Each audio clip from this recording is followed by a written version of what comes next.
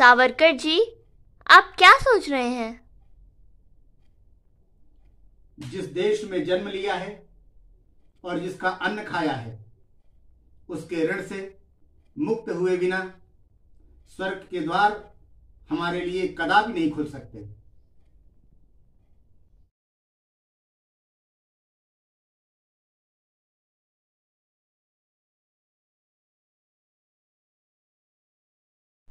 मैं सावरकर यह कहना चाहता हूं कि यदि कोई हिंदू, मुसलमान या ईसाई द्वारा स्पर्श किया हुआ अन्न खा ले या उसका जल पी ले तो वह भ्रष्ट हो जाता है।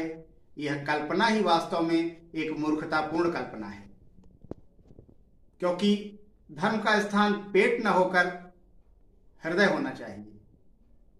अब हमारे समाज में समाज हितकारी इस विचार क्रांति का दिग्दर्शन होना आवश्यक है।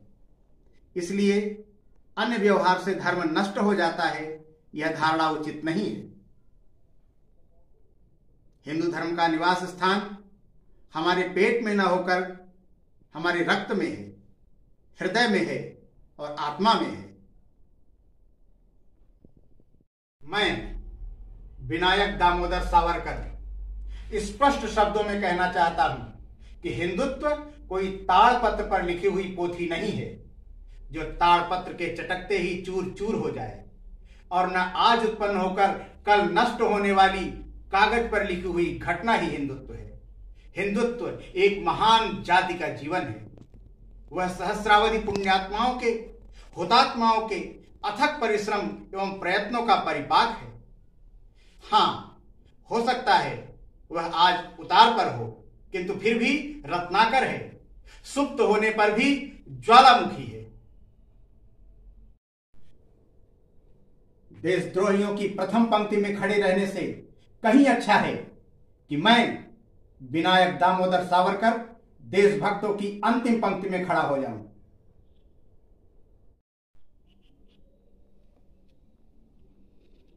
मैं विनायक दामोदर सावरकर अपनी कुल देवी मां अष्टभुजा के समक्ष आज ये शपथ लेता हूं कि मातृभूमि को विदेशियों से मुक्त कराने के लिए आजीवन सशस्त्र क्रांति का ध्वज लेकर जूझता रहूंगा, चाहे इस प्रयास में हम तीनों भाइयों की भी वही नियति क्यों न हो जाए जो चाफेकर बंधुओं की हुई।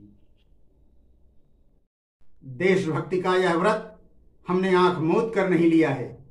इतिहास की प्रखर ज्योति में हमने इस मार्ग की परख की है। दृढ़ प्रतिज्ञ होकर दिव्य अग्नि में जलने का निश्चय जानबूझकर किया है। मैं सावरकर, मैंने व्रत लिया है आत्म बलिदान का।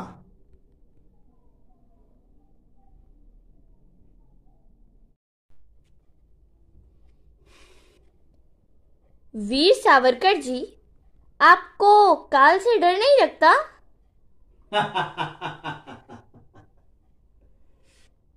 काल काल तो स्वयं मुझसे डरा है। मैं काल से नहीं। काले पानी का कालकूट पीकर भी, काल के कराल स्तंभों को झकझोर कर भी मैं बार बार लौटा हूं, और फिर भी मैं जीवित हूं। हारी मृत्यु है, मैं नहीं।